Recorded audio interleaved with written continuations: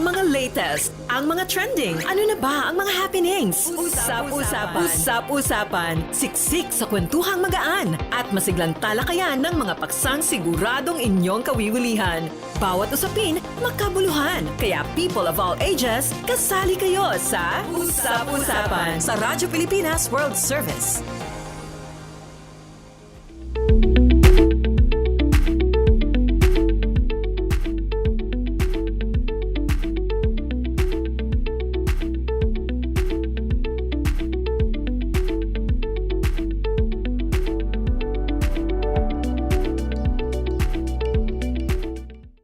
Okay, magandang umaga sa ating mga tagapakinig at tagapanood dito po sa Radyo Pilipinas World Service.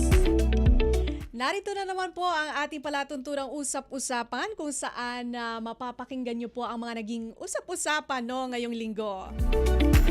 Siyempre kasama niyo pa rin po ako sa programa. Ito po si Bea Gaza de Guzman.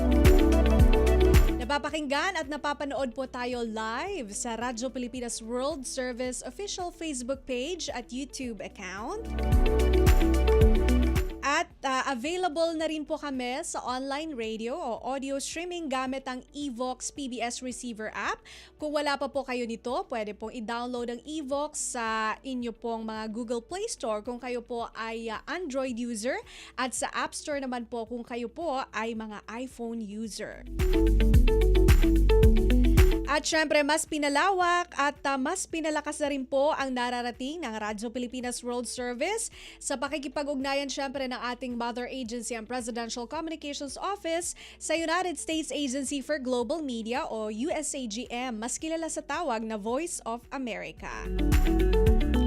Sa tulong po ng ating mga pasilidad sa Tinang Tarlac, tayo po ay napapakinggan sa mga sumusunod na shortwave frequencies.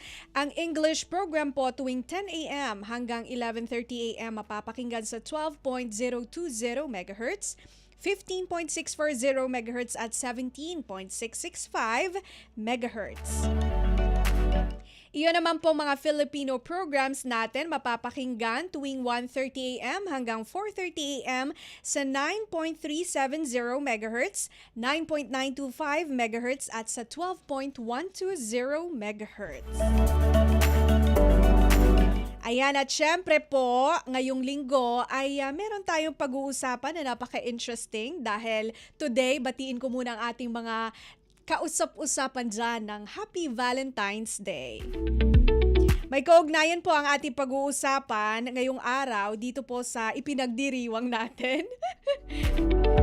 Dahil nabalitaan po namin na talagang lumakas ang bentahan po ng mga love potion o gayuma ngayong linggo, no? Especially ngayong linggo. Pero all throughout the month of February daw, na-observe nila na marami daw pong bumibili ng gayuma sa mga bentahan sa Quiapo at Baclaran. Pero ang tanong ng karamihan, yung medyo pa-science-science na mga aspeto, ligtas po ba ito? Kaya naman kasama po natin live o surprise studio guest, no? Yes, nandito po ang ating guest ngayong araw. Hindi nyo in-expect, no? Pero very grateful tayo at tayo sinamahan dito sa studio. Si Attorney Kay Magundayaw, ang spokesperson po ng Food and Drug Administration o FDA. Naku, baka kilala nyo na rin siya. Umeera na rin to sa ating sister station, Radyo Pilipinas, Radyo Publiko, Tinig ng Kababaihan, no? At sa Radyo Magazine 1278 kHz. Welcome po dito sa Radyo Pilipinas World Service, Attorney Kay. Isang magandang umaga po, Miss Bea, at sa ating pong mga taga-subaybay. Magandang umaga at happy Valentine's Day po sa ating mga taga-subaybay. Yan, hindi lang pang Pilipinas, pang World Service pa. Yes! Thank you po, no, Attorney Kay, sa pagpunta dito sa studio at kami po ay inyong samahan para dito sa ating pag-uusapan, no? Attorney Kay, ito po ang tanong ng lahat. Ano po ba ang masasabi ng Food and Drug Administration sa ulat na dumarami po yung bumibili ng gayuma o love potion, especially today, no? Dahil po Valentine's Day, Attorney. Yan, So, napakagandang tanong. And actually, kahapon, naglabas ng babala ang Food and Drug Administration sa aming mga social media website kung saan nagpapaalala tayo sa publiko na ang mga ganitong uri ng kiniklaim nila na sila ay pwedeng mang-akit or pwedeng Oo nga. ma-in love, yung kanilang papainumin or kainin ng isang pwedeng herbal ba ito or ito ay pills. So, syempre nagbababala ang Food and Drug Administration. Unang-una, wala pong scientificong basihan. Yes. Na itong mga kiniklaim na mga gayuma or nakakapang-akit, ay merong scientific basis na ito daw ay pwedeng mapaamo or mapaakit mo Oo. yung papainumin nito. No, pangalawa, syempre, kapag po ito ay hindi regulated or hindi ito registered sa Food and Drug Administration, talaga pong masasabi nating merong panganib sa ating kalusugan. Kasi Yes. unang-una, alam ba natin ang contents nito? Gaya na nabanggit nyo kanina, nasa Quiapo and nasa Baclaran. And ang karaniwan pong report sa atin, ito ay mga unlabeled. Meaning, Yes. hindi natin alam kung ano ang mga ingredients nito, no? Pangalawa, hindi din natin po alam kung ano ba yung iba pang nasa packaging. Tama ba yung packaging? Saan ba ito ginagawa? Yung baka nilang mga manufacturing facilities, yung mga repacking facilities nila ay may lisensya ba? Or kung walang lisensya, malinis ba ito? So, kung wala sila pong lisensya mula sa Food and Drug Administration, hindi natin kayang siguraduhin na ito ay ligtas, malinis, no? At since ito ay walang proper labeling, so alam natin na hindi siya dumaan sa masusing assessment at evaluation ng Food and Drug Administration. Kaya pinag-iingat po natin yung publiko kasi hindi natin alam kung ito ay ligtas sa ating kalusugan. So kung talagang Yes. ikaw, mahal mo yung isang tao, wag nating bigyan ng hindi nakakasigurado na ito ay ligtas para sa kanyang kalusugan, di ba? Yes. Alam mo, tama yun. Kung mahal mo yung tao, bakit mo naman paiinumin o pakakainin nang hindi mo alam kung ligtas o malinis? Speaking of, Attorney Kay, ano-ano po ba yung mga health risks nitong love potion na to? Nako, yung mga health risks na yan, gaya po na nabanggit ko kanina, kapag FDA registered po ang isang pagkain, meron tayong mga mandatory labeling requirements. Ibig sabihin, nakalagay dito yung sangkap, ito ba ay may mga allergens, ano-ano ba ang mga nutrition facts nito, kailan ba ito ginawa at kailan ba ito ma-expire. So, ilan lamang ito sa mga mandatory labeling requirements na kailangan nakalagay dun sa packaging ng mga iniinom na ito or kinakain na allegedly ay gayuma, no, or mga Oo. love potions, no. Yes. So kapag po hindi ito nakalagay, hindi natin kayang siguraduhin na ito ay ligtas. Ngayon, kapag hindi natin sigurado, maraming sakit na po pwedeng makuha. Po pwedeng mag-cause ito ng diarrhea, vomiting, no? Oo nga. Syempre, hindi natin alam kung saan ito ginawa. Ito ba ay contaminated? So, syempre, may malaking risk po ito, no, sa ating kalusugan. Baka instead na mag-enjoy kayo ngayong araw ng mga puso,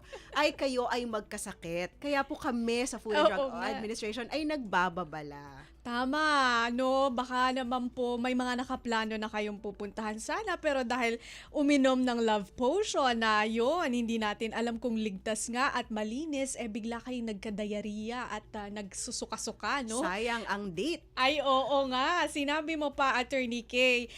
Speaking of regulation, Attorney Kay, ano-ano po ba, nabanggit niyo na kanina na kailangan may labeling, may mga ganon. Ano-ano po ba yung mga hakbang ng FDA para po i-regulate ang mga ito? Siguro, hindi lamang sa mga love potion, sa iba pa pong produkto na kailangan i-regulate. Yan, no? So, tamang-tama po kasi tayo ay nagkakaroon ng mga pinaigting na enforcement. Yan ay sa pangunguna ng ating Director General, Attorney Paulo S. Teston, no? So, unang-una, kung kayo ay may mga nakikita sa merkado ng mga pagkain na walang label o kaya may mga foreign labels.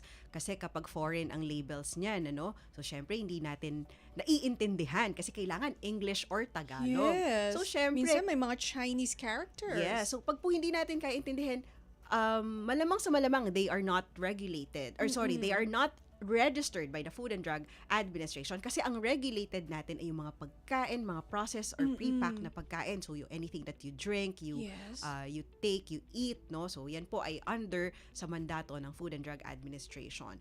Ngayon, tayo po ay nagkakaroon ng reporting system. Kung kayo ay makakita ng mga unregistered, no, sa ating merkado. So i-report nyo lamang po yan. Kami po, Miss Bea, ay may email, no? Okay. Pwede nyo pong i-email yan sa ereport@fda.gov.ph. Meron din po kaming bagong website, fda.gov.ph, kung saan meron po tayong button na isumbong.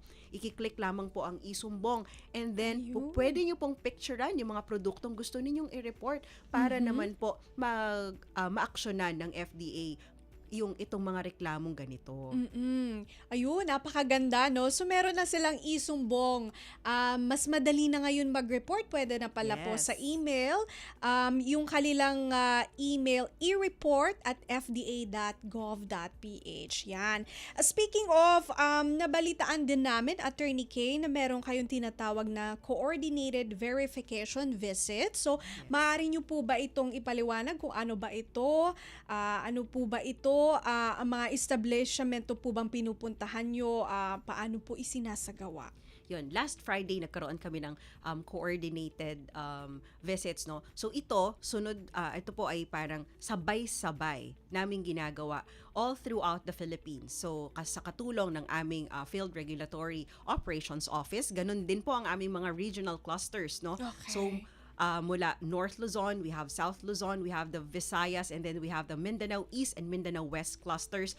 Iikot po tayo para i-check yung mga establishmento. Wala po Okay. tayong pinipili, malaki at maliit na establishmento. Tinitingnan po natin yan. Evidence-based po tayo at risk-based approach. Meaning, syempre, titingnan natin kung ano ba yung mga hindi ligtas, no, para sa atin pong mga mamimili. Kasi sinisigurado natin na ito ay dumaan sa tamang requirements, no? At dapat kasi sila ay compliant sa ating Yes. batas. That's under RA 9711 or the Republic Act for the Food and Drug Administration Act. So yan po ang aming pinaiigting na enforcement activities para naman po tayo ay magkaroon ng mas ligtas, no, na environment sa ating pong mga kinakain. So yan po ang aming ginagawa at patuloy po namin gagawin yan, ano, sa mga susunod na linggo pa. Yan ang gusto natin, no? Para ito naman po na mga produktong hindi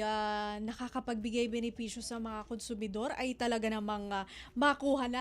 Speaking of, nag-confiscate ba kayo on the act na pinupuntahan nyo itong mga establishment or ano ang ginagawa?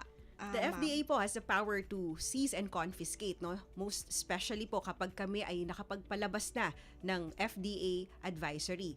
So, Okay. sa aming pong verification portal, makikita nyo po dito ang FDA advisory kapag nag-type kayo ng keyword. For example, kayo ay nag-type ng isang uri ng pagkain. Tapos, ito ay may kaukulang abiso sa publiko na ito ay hindi rehistrado at huwag Okay. tangkilikin. So, kapag po ito ay publicly posted na, at nakita pa po namin ito na tinitinda sa merkado, the FDA has the power to seize and confiscate Okay. these products, no? So, Okay. yan po ay kapag nasa advisory yan, kukuhanin namin yan, i-confiscate natin yan kasi ito po ay hindi nakakabuti sa kalusugan ng ating mga consumers. Okay. So, kailangan muna po ma-flag and then mailagay sa advisory, no? Yes po, Bago po magkaroon ng confiscation. Yes po, that's part of our due process. However, Okay. if we see that they are not regulated per our verification portal, we can do sealing, meaning i-inventory po natin yon at sasabihan sila na wag nyo muna itong ibenta because per our verification portal ay hindi siya rehistrado. However, we Okay. still conduct further verification and evaluation just to make sure po that we adhere to the due process. So, kapag ka kayo sa inyong mga establishmento ay may alam naman ninyo na hindi ito FDA registered, no? So, we advice po na talagang i-take down natin to. At yung mga distributors naman natin, syempre, sinasabihan natin sila na kumuha ng kaukulang lisensya at ng mga application sa Food and Drug Administration para naman po masigurado natin na ang ating mga consumers at kababayan ay nagko-consume ng mga ligtas na pagkain. Yun ang gusto natin. Attorney Kay, speaking of dito sa mga listahan na na-flag na produkto, balik tayo dun sa Love Potion. May listahan po ba kayo ng mga pangalan ng Love Potion? Or paano ba ito? Karaniwan sa mga love potions sa sinasabi natin ay walang pangalan, no? Wala Okay. silang label. So, mahirap magbigay ng abiso. Although, previously po, nagkaroon ng conduct ng mga raids, no? Kung Okay. saan hinuhuli po natin kasi nga hindi natin alam kung ito ba ay kontaminado ng mga bacteria. So, Yun yung kaya po kami, nakakatakot very no? proactive naman ng Food and Drug Administration. Kaya kami ay naglalabas ng babala kung saan ito po ay hindi dapat i-consume. Lalong-lalo na kung walang labels, no? Yes, Ayan. totoo. Kaya po yung mga ganitong imbitasyon ay hindi namin po pwedeng palagpasin kasi ito ay mga serbisyong publiko para maging aware ang ating mga tagapakinig, ang ating taga-subaybay na yung mga pagkaing walang labels ay hindi tayo nakakatiyak sa kanilang kalinisan, sa Yes. kanilang safety, no, and quality. Lalo na talaga naman ngayon ay at saka meron pa rin talagang bumibili. Ano? Balita po namin ay meron bumibili. Diba? Kaya po talagang kami ay nagpupunta sa mga ganitong programa ninyo, no? Para po mapaalam sa ating mga libo-libong nakikinig ngayon. Yes, mas na yung mga mapalawig ganito ay- pa yung Yes, dissemination that's natin. right. Opo, Oo. opo. Attorney Kay, nabanggit nyo yung kawalan ng label, kawalan ng ingredients, pero bukod po roon, ano po yung mga karaniwang deficiencies na napapag-alaman po ninyo o ng FDA sa mga coordinated verification visits na inyo po isinasagawa? Yan. Common po no sa nakita natin nung tayo nagkaroon ng coordinated enforcement visits ay yung mga hindi nakalagay yung local distributors. Kasi Oh, usually po okay. last Friday most of it are imported food, no? So una, hindi nakalagay yung local distributor. Okay. Importante po yan para for traceability na kung sakasakali at magkaroon ng problema sa isang produkto na i-report sa atin, Oo. alam natin kung sino ang kanilang local distributor. Dahil ang local distributor should also be compliant. They should Oo also nga. get license to operate from the Food and Drug Administration. Yes. No po. Pangalawa, true. nakita namin, yun nga po yung mga labeling na in foreign languages. So dapat po, no, as part of our mandatory labeling requirements, kailangan po ito ay English or Tagalog. At Okay. syempre, ang labeling na yan ay hindi lamang isa or dalawa. So marami po nire-require tayo dyan para mapagbigay alam naman yung mga consumers doon sa mga tamang ingredients, expiry date, kasi baka mamaya binibili pala natin ay expired na. Oo nga, So very no? important to for them to know also po kung ito ba ay may mga allergic ingredients or allergens na makakasama sa kalusugan. Kasi alam naman natin kung gaano kadelikado Yes. ang allergies. Yes.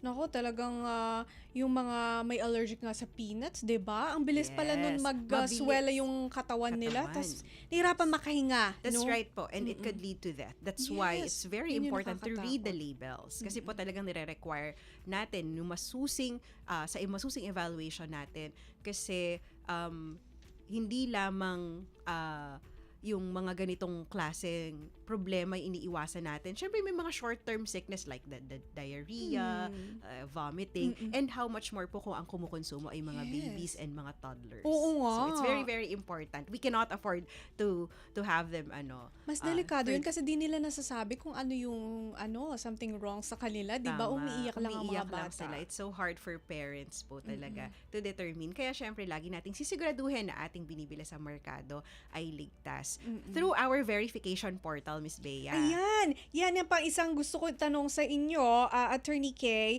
Meron po kayong pinupush na paggamit ng FDA verification portal. Ano po ba ito? Yes. Kami po ay naglungsad ng aming bagong verification portal kung saan mas pinadali po ito, no? Meaning, Okay. ito po ay mobile responsive, so po pwede nyo na pong Okay. gamitin ang inyong mga cellphones, mas pinadali.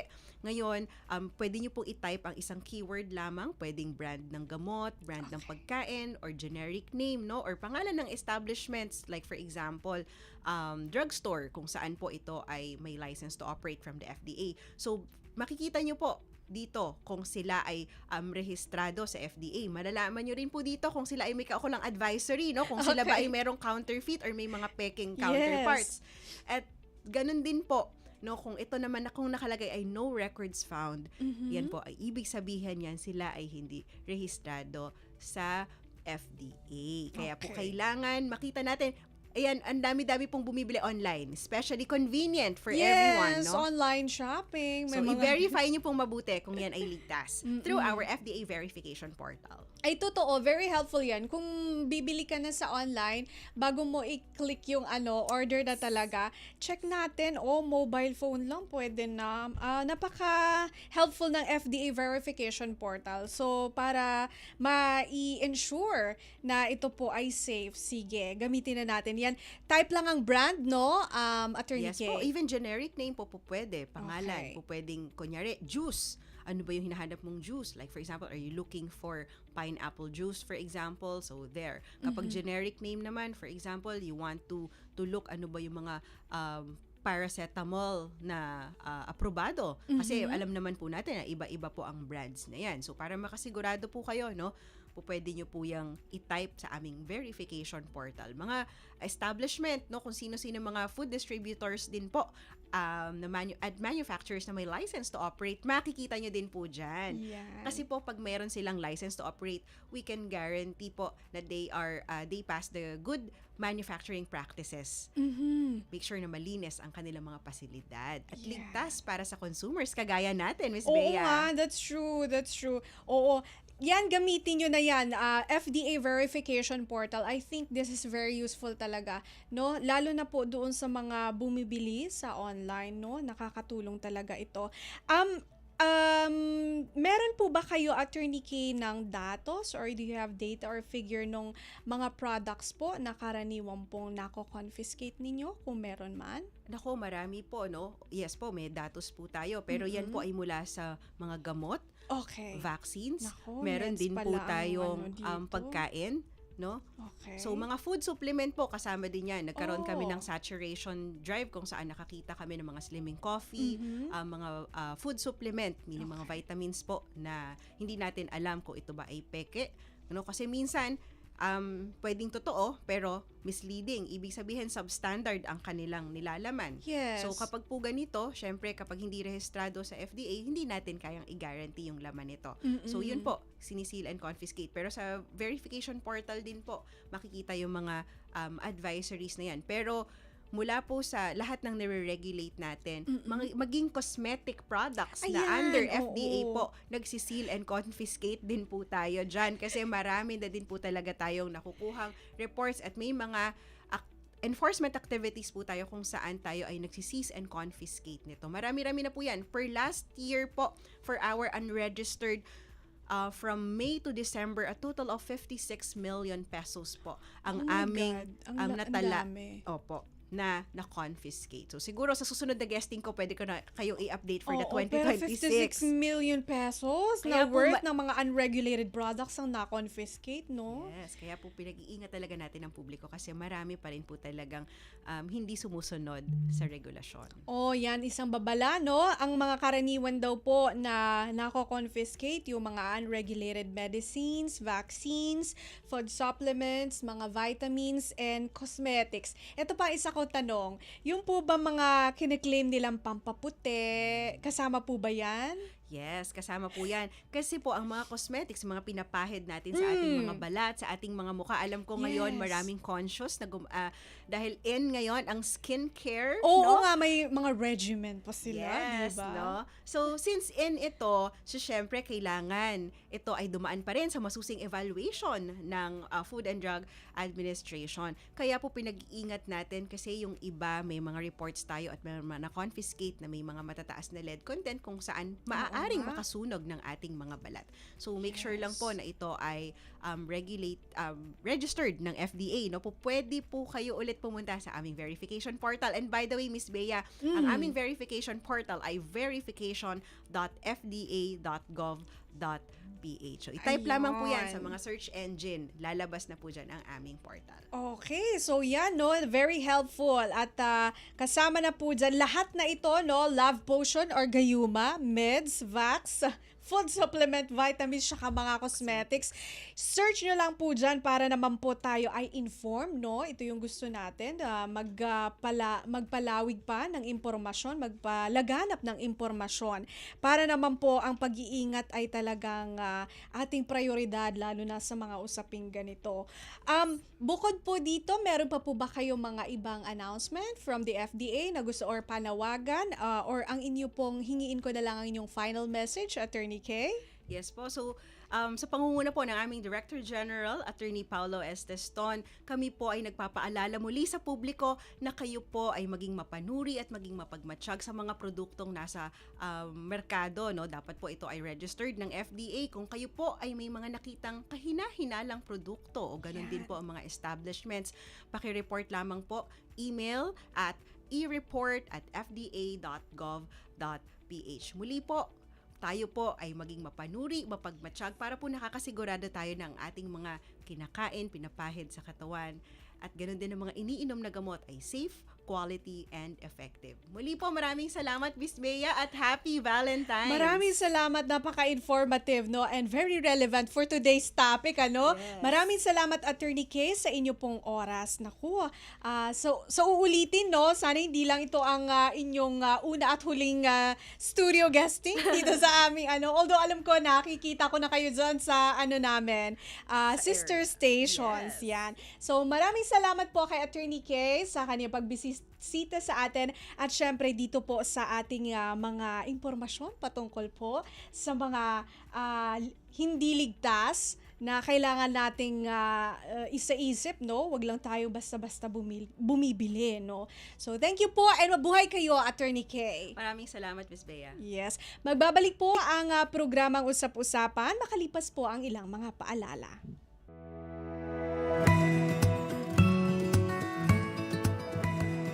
Sa isang bagong Pilipinas, hindi dapat makamba ang pamilyang Pilipino sa mga bayarin sa ospital.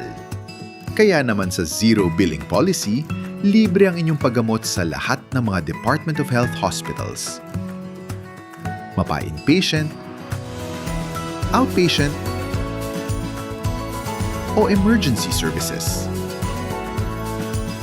Isama na rin ang mga mamahaling gamot, lab tests, therapy, at marami pang iba. Libre ang inyong paggamot. Ang pangangalaga sa kalusugan ng mamamayan ay ang ating pangunahing tungkulin dahil ang serbisyong medikal ay karapatan at hindi dagdag pasanin. Mabilis ang trivia, dagdag talino. Heto na ang Dagling Kaalaman. Umakyat na 50 hagdan sa isang araw. Nalaman sa pag-aaral ng Tulane University na ang pag-akyat ng mga 50 hakbang sa isang araw ay makakabawas sa panganib ng cardiovascular disease ng hanggang 20%. Sinasabi ng mga researcher na ito ay katumbas ng paglalakad ng 10,000 hakbang sa isang araw. Kaya, iwasan muna ang elevator at humakbang. Kaunting kaalaman na malaking dagdag talino. Abangan muli ang susunod na Dagling Kaalaman. Magandang araw, si Dingdong Dantes po ito. Binahaba ang bahay mo.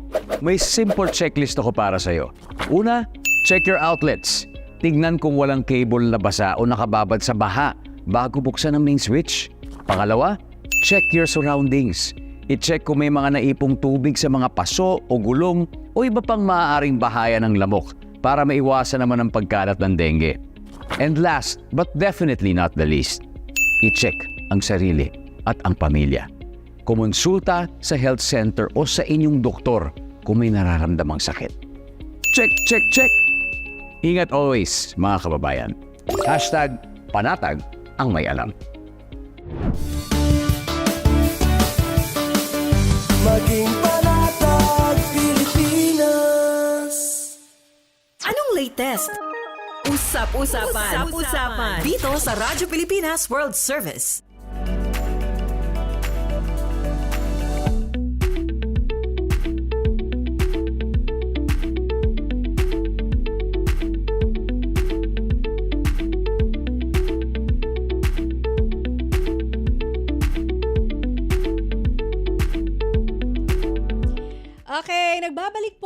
ating programang Usap-Usapan. Ako pa rin po ang inyong kasama, Bea Gaza de Guzman. Siyempre napapakinggan at napapanood po tayo sa ating Facebook live streaming sa official Facebook page ng Radyo Pilipinas World Service at sa ating YouTube channel. Napapakinggan din po tayo sa online radio o sa audio streaming gamit ang inyong mga Evox PBS Receiver app na mada-download nyo po sa inyo pong mga Google Play Store kung kayo po ay Android user at sa App Store naman po kung kayo po ay iPhone user.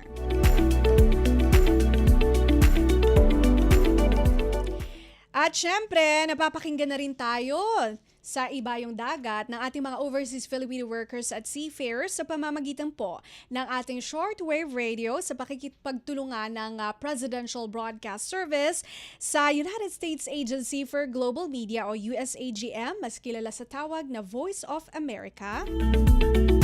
Meron po tayong dalawang services. Ang English program po tuwing 10 a.m. hanggang 11:30 a.m. mapapakinggan sa 12.020 MHz, 15.640 MHz at 17.665 MHz.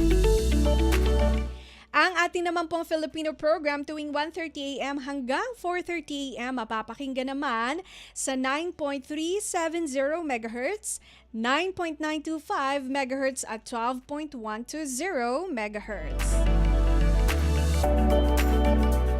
At sa ikalawang bahagi ng ating palatuntura usap-usapan, makakasama naman po natin ang isang dalubhasa sa pag-iingat ng ating fine art o mga paintings, mga obrang sining, kung tawagin. Isa po ito sa ating mga national treasures na tinatawag. Dahil ngayong buwan ng Pebrero po ay Art Month pa rin po, buwan ng sining. Siyempre, hindi lamang po natin showcase o ipinagbabalaki, ipinakikita ang ating pong mga work of art dito sa Pilipinas, pero gusto rin natin malaman kung paano natin to pinag-iingatan. Kaya naman, kasama po natin live via Zoom ang Master Conservator, Art Conservator and Restorer. Siyempre, papakilala ko muna po sa inyo. Siya po si Ma'am June Dalisay, pero kilala din siya sa tawag na Beng Dalisay. Isa po siya sa kaunting painting conservators dito po sa Pilipinas at bahagi po siya ng isang artist group. Meron po siyang naisagawa na dati na 7 solo exhibits para po sa kanyang mga likhang sining na ang kanyang specialization ay yung watercolor, isa rin po siyang graphic designer at marami po siyang mga kumbaga pin-reserve o isa po doon sa kanyang project na conservation project ay yung Spolarium ni Juan Luna, At meron na po siyang 26 years na experience sa conservation, art conservation. At eto pa, naku, wag kayo dahil si Ma'am June po ay bumuo ng kanyang sariling conservation business. Ang tawag po niya ay Artemist Art Conservation. Since 1999 pa po ito. Kaya, marami tayong matututunan dito kay Ma'am June. Iwe-welcome na natin siya. Kasama natin live via Zoom si Ma'am June Dalisay, Art Conservator and Restorer. Isa rin po siyang educator. At magandang araw po sa inyo, Ma'am June. Si Bea Gaza de Guzman po ito ng Radyo Pilipinas World Service. Good morning, Bea. Ako'y natutuwa at naimbitahan ako sa programa mo. Maraming salamat po. Thank you for the introduction. Opo. Thank you din po sa inyo pong oras. Alam ko po it's a Saturday, so perhaps meron po sana kayong today, it's a family day or a rest day for you, pero kami po ay inyong pinagbigyan. So natutuwa po kami na makasama kayo sa programa ngayong araw, Ma'am June, nakita namin na ang dami nyo na pong experience, 26 years for art conservation. Talaga naman, I'm sure marami po kami mga insights and wisdom na matututunan. Pero we would like to know you better po. Kaya gusto namin malaman, kailan nyo po na-realize na ang pagiging art conservator ang inyong calling o purpose sa buhay, Ma'am June? Actually, hindi ko alam na magiging art conservator ako except Okay. that, well, in the early 1990s, merong isang Filipino conservator na pumunta sa ating bansa at nagbigay siya ng talk sa Australia Center at ako na may ano na nagkaroon ng interest because it's something new at saka hindi ganong alam sa bansa natin. It's a kind Mm-mm. of practice na hindi masyadong popular. So ako'y nag-attend at nakasama ko yung mga empleyado mula sa iba't ibang ahensya sa gobyerno, Mhm. from the National Museum, sa National Historical Institute, at nakilala ko sila at nagkakwentuhan kami. And I got interested talaga at hanggang inimbitahan nila ako sa kanilang opisina, dumalaw at mag-observe. And that started it. And from there on, nagkaroon ng mga invitation for me to attend workshops. And so, na-realize ko, gusto ko nga maging conservator. Ito ang Okay. kailangan kong gawin. Mm.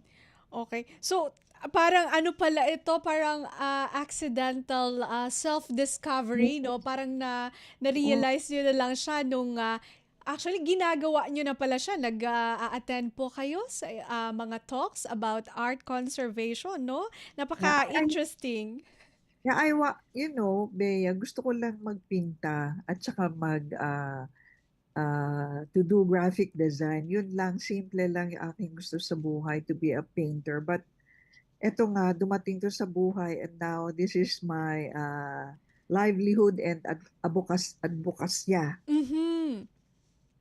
Totoo. Naging advocacy na talaga. Ma'am June, kanina po sabi ko, base po doon sa inyong profile, isa po sa pinaka sikat no na inyong gawa yung art conservation sa project na yung sa Spolarium ni Juan Luna.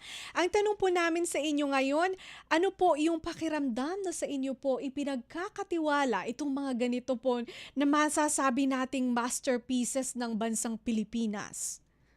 Well, Bea, the first time I saw yung Spoliarium kasama yung mga team members ko, talagang mamamangha ka kasi napaka, napakalaki. Mhm. And Totoo. it measures like approximately 7.5 or 8 meters by 4 or 3.5 meters wide. And so medyo, well, excited kami, nakaka-nervyos din kasi ito ay isang national treasure at kailangan Mm. mo maging maingat sa bawat kilos na gagawin mo. Yes. Oh. It was really an honor to work side by side with my young colleagues and to do a partial restoration. It was a partial restoration kasi nung panahon na yon, it must have been 20, I can't remember the exact date, Mhm. 2007, something like that. Itong National Museum nakatanggap ng donation, isang malaking mural ni Felix Resurrección Okay. Hidalgo. So, ang request ng family na may-ari ng mural na yon ay kung maaring i-push backwards ang spoliarium para ma-accommodate yung Felix Resurrección na Mhm. thinking the assassination of Governor Bustamante. So it was pushed backwards. Ang nangyari nung ito'y itinulak, nilipat sa bandang end of the Great Hall, medyo may bumuka na along the vertical seams. So, Oh. yung team namin ay tinawag upang ayusin yung problema na yon, and also it was an opportunity para malinisan na rin yung surface ng spoliarium na madumi na rin naman. Mm. Okay. So, talagang napaka-humble naman po ni Ma'am June kasi kung titignan mo yung experience niya, parang wow, master na talaga siya dito sa field na to. Pero nini-nervyos pa rin po pala kayo kapag ka nakakahawak kayo ng ganito.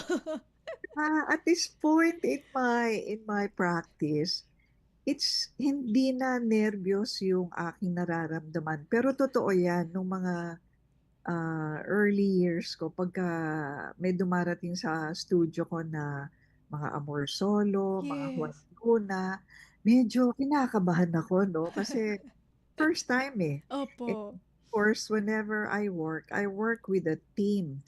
So yung Mhm. team ko, meron ako sa team ko na chemists. Mhm. Mahalaga na meron kang chemist sa team mo dahil kakabay mo yan sa pag ah, pag-mix, no? Pag-blend ng mga solutions to Mm. remove dirt and very old and very hard varnish, mga old varnish. So at ngayon, pagka may dumarating na mga mahalagang painting sa studio ko, ang nararamdaman ko ngayon is excitement and eagerness. Na-excite ako kasi ano yan nacha-challenge yung aking kakayahan Oo. at saka kaalaman. Yes. Opo. Naku, nakakatuwa naman. Ma'am June, speaking of challenge, kasi meron po kaming nabasang article na among your contemporaries, talagang kayo daw po yung isa sa pinaka-brave and courageous na tumanggap po ng mga projects. Like for example, ito, mga spoliarium, and usually nasa safekeeping po ng government.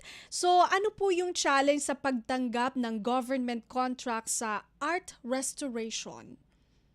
I agree with you. One has to be brave.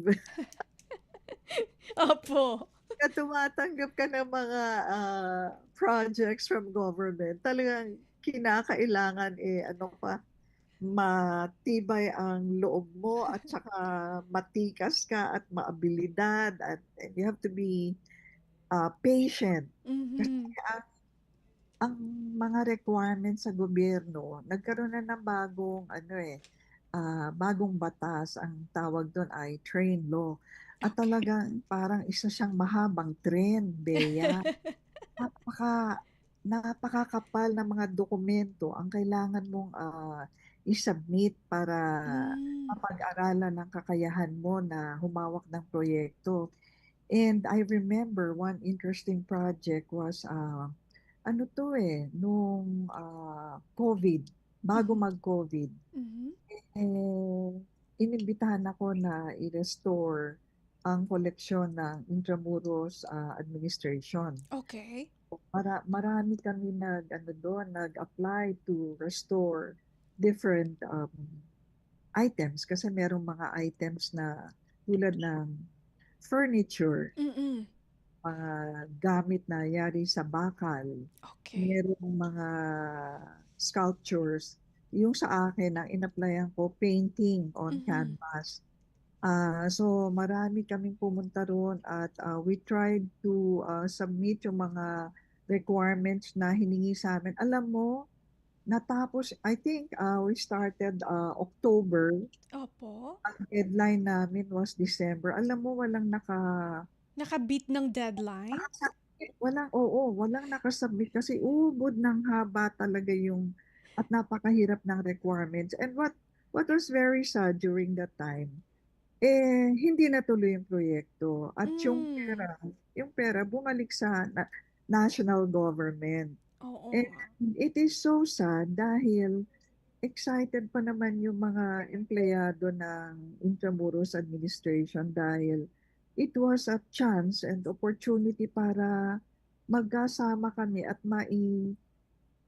maturo ko sa kanila ang mga mahabang taon na nakaalaman na nakatago lang sa aking isip na nais ko Mm. sana to train this young staff para sila naman ang magpatuloy na mag-alaga sa mga koleksyon natin. You know, I will not live forever, Bea. There is no forever. At hindi naman ako bata. Matanda na ako eh.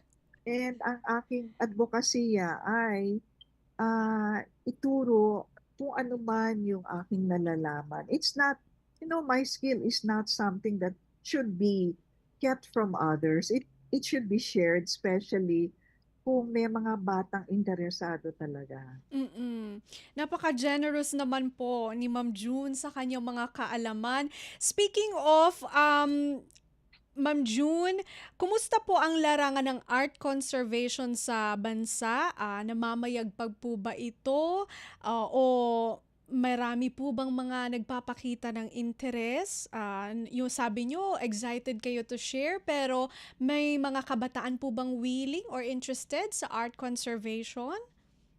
Alam mo, Bea, ang magandang balita ay maraming mga bata ang interesado na matutuhan ang practice na to. Okay. And at the moment, there is no institution that offers an academic program. Mhm. At bansa, can you imagine wala tayong isang academic program on the undergraduate level at saka MA.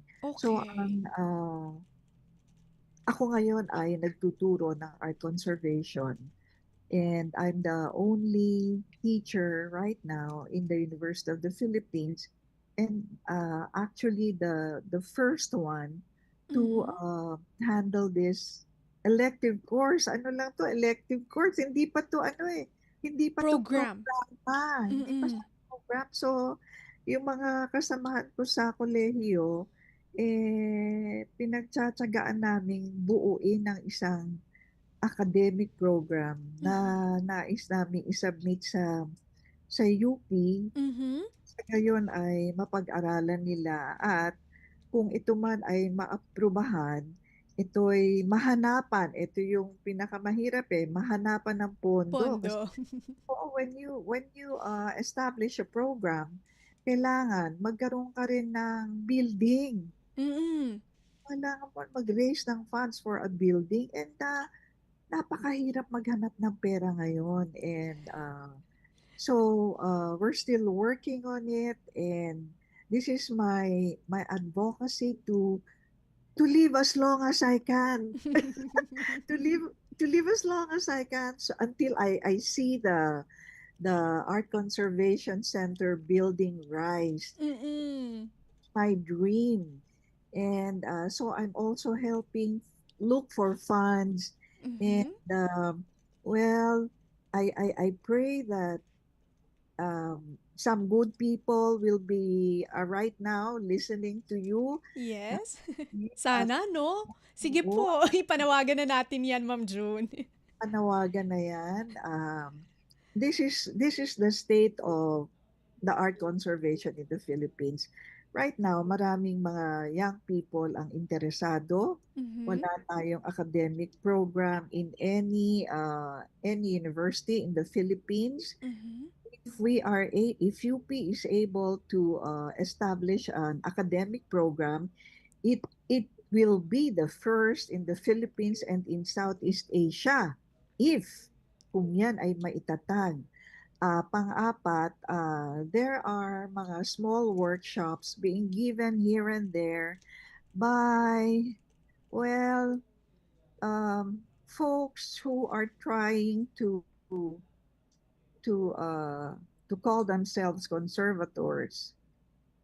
But we in on the other side of the spectrum, mga practicing scientific conservators, Mhm. are a bit worried, no? Nag-aalala kami dahil kailangan atang ipolice yung kanilang way of teaching art Okay. conservation. You don't become an art conservator after attending a 2-week conservation workshop. Mhm. That's Ah, true. ang pagiging conservator takes a long time. You have to be exposed to many different and varied experiences and problems. Ang advantage ko at ng aking mga kabatch, no, uh, we were able to conserve the central bank collection. Mhm. At ako'y proud na proud, Bea. We were there for almost more than 10 years. Okay. Ang And then, haba pala. tagal, alam mo, nagkikita kami doon at least 3 times a week, if I remember right. Magkikita kami 5:00 ng hapon dahil Mhm. ang mga kasama ko na conservators were with government agencies, with Mm. National Museum, Intramuros Administration, Mhm. NC, and National Historical Institute, San Agustin Church. And so, magkikita kami after 5 pagkatapos nilang magtrabaho. So, after 5, pupunta kami sa Central Bank. Alam mo, nakakakain na kami noon, mga ano na, 9:30. Dumarating, kung hindi man kami makakain kasi nagsasara na yung ano, across Central Bank, sira na yun eh. There was this mall, I can't remember. So, kung hindi man kami makakain kasi nagsasara na, dumarating na kami sa bahay ng mga 10:30. Oo nga. Alam mo, talagang it was isang experience na talagang binugbog kami, pero marami kami talaga natutunan. At yun ang pinagmamalaki ko sa aking grupo na 'to. Mhm. Many of my colleagues have retired and they are very, very skillful conservators. Some, mga iba nagpa-practice pa. Mhm. Pero yung mga iba hindi na nagpa-practice, but I try very much na 'pag meron akong magagandang proyekto, yung Mhm. malalaking proyekto, sinasama ko sila para hindi masayang yung kanilang kaalaman. Mm. That's true. Opo. Naku, kung ako man po siguro excited matuto sa inyo at sa inyong grupo, no? Kung ito po ay hilig ko lang din or maalam lang din ako sa art conservation. Alam niyo po, si Ma'am June ay isang, kumbaga, embodiment ng isang, yung bang wise na teacher, parang gusto mo nang malaman sa kanya na lahat ng gusto mong malaman, no? Nakaka-excite. Ma'am June, eto po kasi sabi nyo, if mangyayari po yung pangarap natin, comprehensive academic program, it will be the first, no, sa Southeast Asian region. Do you think magkakaroon po tayo talaga nito in the future? How long do you think bago tayo magkaroon nito, ma'am? What gives me hope is the presence of Senator Loren Legarda, who's the Okay. chair of the Committee sa Arts and Culture. Hindi ko pa siya, nakilala ko na siya, pero merong pangangailangan na makausap po siya ng matagalan. So maybe together with some of my colleagues sa UP College of Fine Arts. I know she's a very passionate lady. Talagang masipag siyang tutukan ng arts and culture. And one of these days, I know I will meet her and I will be able to mabubuksan ko yung puso ko sa kanya. And also si Mayor Joy Belmonte. Si Mayor Joy is also from UP eh. Mhm. Alam niyo ba na ano siya, may degree in archaeology? Wow. Yeah, oo, si Mayor Joy. So sabi ko sa kanya one time, nakita ko siya, sabi ko, nakalimutan ko, mayor nga siya. Joy! Ay, mayor pala. Sabi ko, dadalawin kita sa office mo one of these days. Sabi niya, oo, sige. Sabi ko, magkwentuhan tayo. Kasi alam mo, Bea, hanggang ngayon, I teach art conservation sa College of Fine Arts. But we don't have a conservation studio. Mga Naku, iyan, kailangan po yan. Lalo na po maraming gamit ang mga fine art students. oo, nakakalungkot. So, dun sa isang sulok ng aking classroom, eh, naggawa ako ng ano, inayos ko yun para magkaroon ng a small conservation studio with three very old tables. Nilatagan ko ng linoleum yung sahig na madumi at nilagyan ko ng plastic na mantel na binili ko sa NEPA Qmart. And so, using my own money from my salary, nakatiting na salary because I'm just a lecturer. Mhm.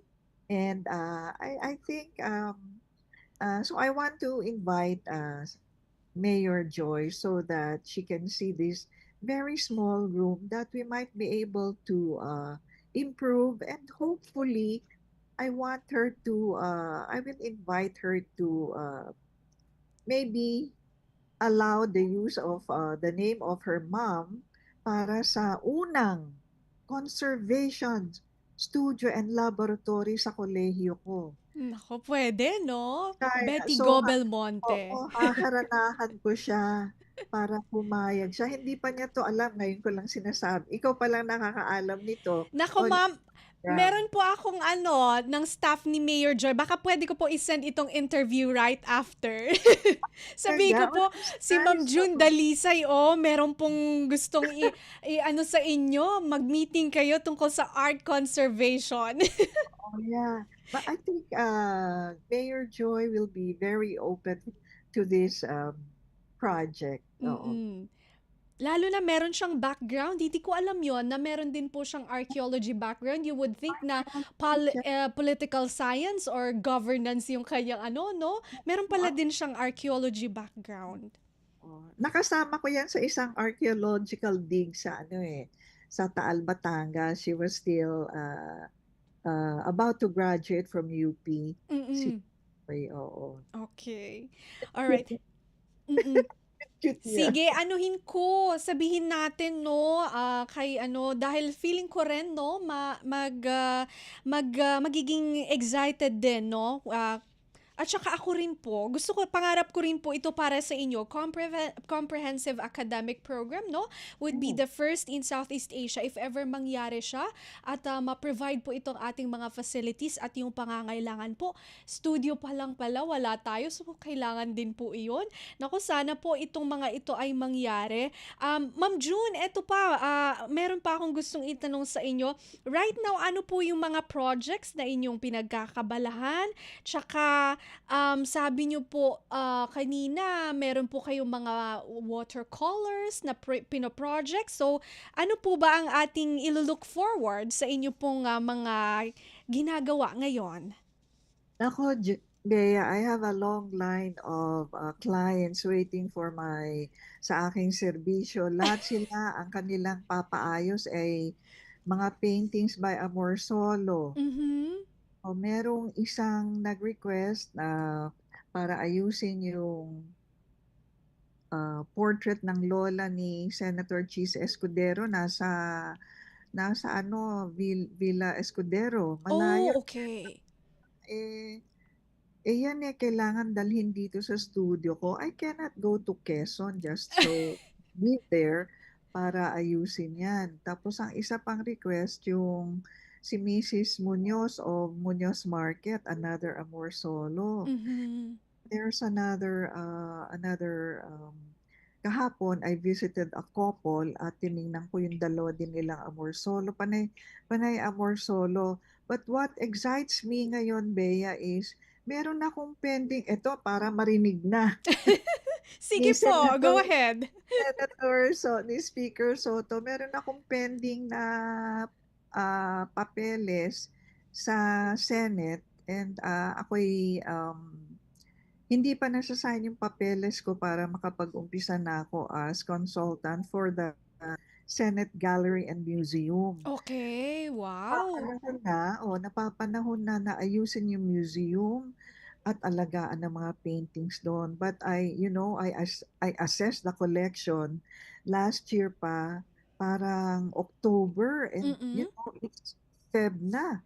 Hindi pa nasasign yung papeles, and I'm really excited to start working. As I said, ang kaaway ko ay ang panahon, babe. I'm not young anymore. I've slowed down a bit, but I of course I try to maintain my good health. No? Mhm. Alam ko, as I said, hindi pa ako pwedeng mamatay. Kailangang matapos ko yung makitang nakatayo yung academic program Hmm. to see my apprentices in full bloom. Mhm. Sabihin magaling na sila. So I have apprentices working for me. Ayun. So, Ayun. calling, reminder, Speaker Soto, please sign my papers. Opo. Sige, ipaparating po natin 'yan. Opo. Naku, totoo kasi kung, Senate Gallery 'no, maraming mga national treasures and, it would be a win-win benefit. Bukod sa mapapangalagaan natin yung mga national treasures ng Pilipinas, yung team naman ni Ma'am June, with, the apprentices ay, magkakaroon ng opportunity 'no, kasi parang knowledge exchange yan kapag nag-work kayo sa isang project. So kapag nangyari to, will be a win-win situation sa both parties, no? So gusto natin yung mangyari. Sige, i-push po natin ito. Parating po natin itong interview nyo doon sa mga pwede nating na network natin. Sige, Ma'am June, we're running out of material time. Talagang nag-enjoy kami sa inyong mga kwento, kaalaman, karunungan na ibinahagi sa amin. Hingiin ko na lang po ang inyong final message sa ating mga tagapakinig at tagapanood dito po sa Radyo Pilipinas World Service. All right. Nais ko pong ibahagi sa inyo ang laman ng aking puso. And napapanahon na po na yung kaalaman naming kung ilan na lang kami natitirang conservators. We are just a handful in the whole Philippine island. There are just a dozen of us and we're growing old. Kinakailangang maibahagi na ang kaalaman na ito. That's why pinipilit namin na maitatag ang isang akademikong programa sa UP. And hindi lang yon, kailangang maitayo na rin ang the first Art Conservation Center building in the Philippines at kailangan namin dito ang malaking tulong ng mga butihing mga Pilipino na willing to share whatever they have so we can build this structure the soonest possible time before we totally grow old and infirm. No, I'll be 76 this year. So yun ang pakiusap ko kung sino man po ang nariyan at nakikinig at sana po ay you can contact Miss Bea or you can reach me at my email address. You can get it from Miss Bea. Yes. Opo, naku. Hayaan nyo, Ma'am June, right after the interview, baka pwede ko i-furnish yung copy ng interview with the staff of, Ma'am Joy. Meron naman po tayong network doon. Meron din tayong reporter dyan sa Radyo Pilipinas, sa Radyo Publiko na, from the Senate, no? Para ito naman po ay makarating din po. Sige po, Ma'am June, maraming salamat po. Naku, sana Very hindi much, po. Bea. Yes, Thank sana po you. hindi ito ang una at huli niyong guesting sa amin. Kung kakailanganin namin ulit ang inyong expertise, nako, mag-i-email ulit po ako sa inyo. Mangungulit po ulit Anytime. ako. Maraming salamat po at mabuhay po kayo, Ma'am June. Happy Valentine's. Yes. Take care. Yes, thank you so much po.